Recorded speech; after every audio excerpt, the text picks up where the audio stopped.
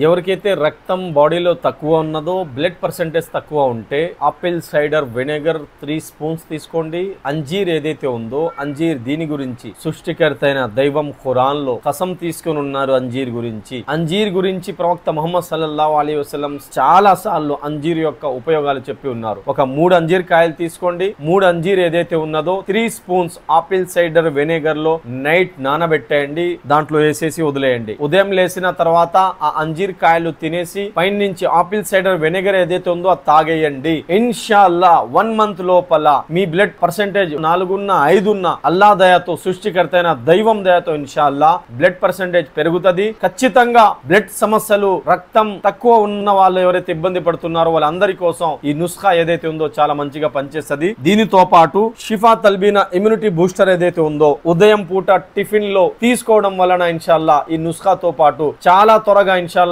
Immunity పెరుగుతుంది, blood percentage పెరుగుతుంది, ఎముకలు గట్టిగా ఉంటాయి. మీ జీర్ణ సమస్యలు ఏదైతే ఉన్నాయో అన్ని సమస్యల కోసం ఈ నుస్ఖా ఏదైతే ఉందో మంచిగా పనిచేస్తుంది. అల్హమ్దులిల్లాహ్.